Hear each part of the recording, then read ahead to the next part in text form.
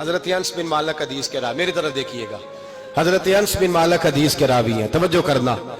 کہتے ہیں ایک بی بی حضور کے پاس آئی، اپنا علاقہ چھوڑ آئی، آ کے کھڑی ہوئی تو اس نے کہا حضور میں خاندان بھی چھوڑ آئی ہوں، سسرال بھی، میکا بھی، ننیال بھی، ددیال بھی، میں ہر ایک کو چھوڑ آئی ہوں، میں جائیداد والی تھی وہ بھی چھوڑ آئی ہوں، مال دولت بھی چھوڑ، ایک میرا بیٹا تھا جوان وہ میں ساتھ لائی ہوں۔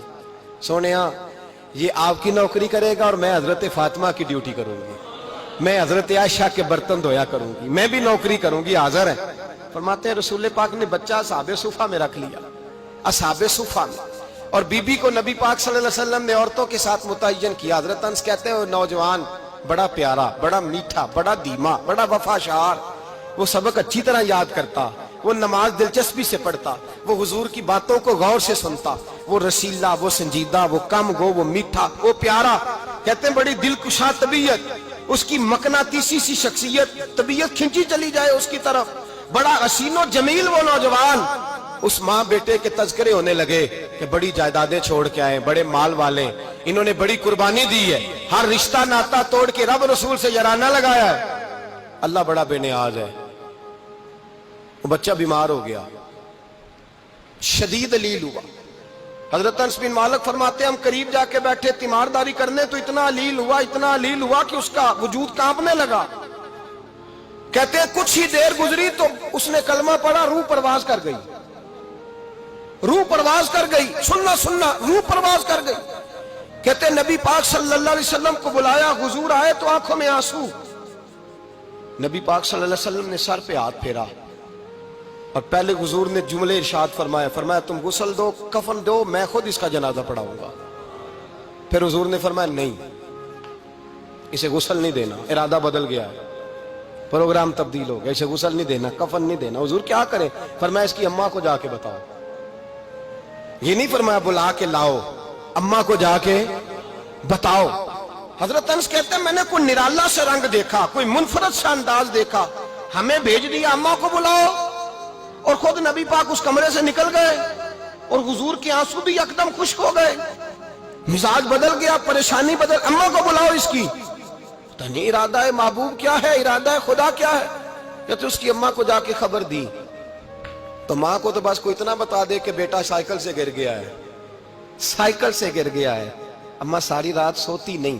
ایک شاعر نے کہا تھا ایک مدت ہوئی میری ماں نہیں سوئی، میں نے ایک رات کہا تھا مجھے ڈر لگتا ہے، ایک رات کہا تھا مجھے ڈر لگتا ہے۔ یہ اپنے اپنے رنگ ہوتے ہیں، اپنا اپنا انداز ہوتا ہے۔ رمضان شریف کا مہینہ آتا تو میری اماں جی کہاں گری کا تیل منگاتی، چیزیں منگاتی، اور پھر زبردستی میں منع کرتا کہ اماں جی نہیں، یہ آپ کیا کر رہی ہیں، میں تو تیل ویسے بھی ذرا کم استعمال کرتا ہوں، تو رگڑ رگڑ کے، اور نہیں کتابیں بڑی موٹی ہیں، فلاں چیز بڑی موٹی، اس کا رنگ تھوڑا نرالا ہے۔ اور یہ جو ماں کا رنگ ہے نا، اس جیسا رنگ دوسرا ملتا بھی کوئی نہیں دنیا میں۔ یہ اپنی مثال آپ ہی ہے۔ اماں کو کہا تیرا بیٹا، اماں ذرا دوڑی، گری، پھر اٹھی، پھر گری، پھر اٹھی، پھر گری، روتی ہوئی آئی۔ کہتے ہیں پیچھے وہ روئی، لیکن جب بیٹے کی میت کے قریب آئی تو اب نہیں روئی۔ کہتے ہیں ہمارے چہروں پہ نظر دے ڈالی اور کہنے لگی تمہارا کلاس فیلو فوت ہو گیا ہے، واقعی چلا گیا ہے؟ کہاں پردہ کر، واقعی کہاں؟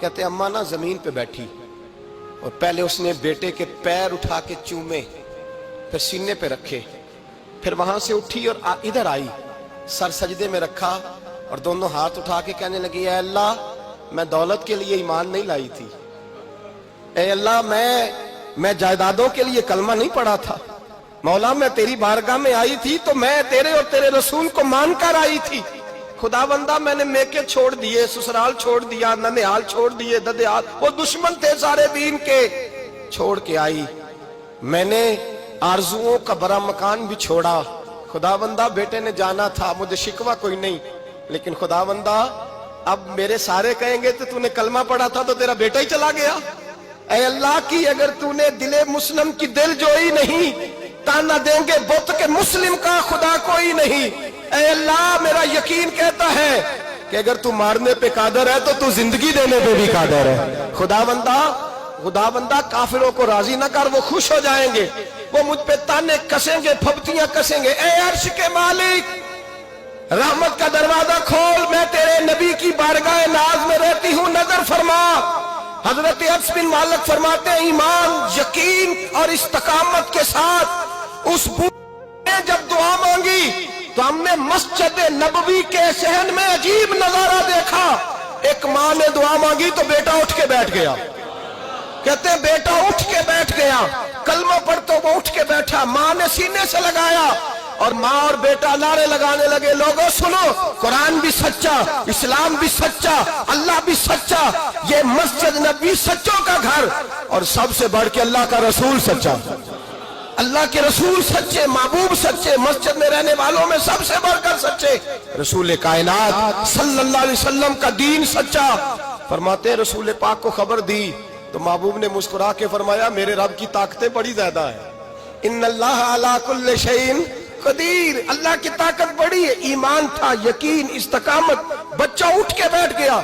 हजरत अनस कहते हैं वो हुजूर के जमाने में भी हयात रहा, विशाले ज़ाहिरी के बाद हजरत अबू बकर के जमाने में भी मौजूद रहा, उमर के जमाने में भी मौजूद, हजरत उस्मान के जमाने में उसकी माँ का इंतकाल हुआ, उसने अम्मा को दफन किया और माँ के बड़े अरसे के बाद उसने पर्दा किया।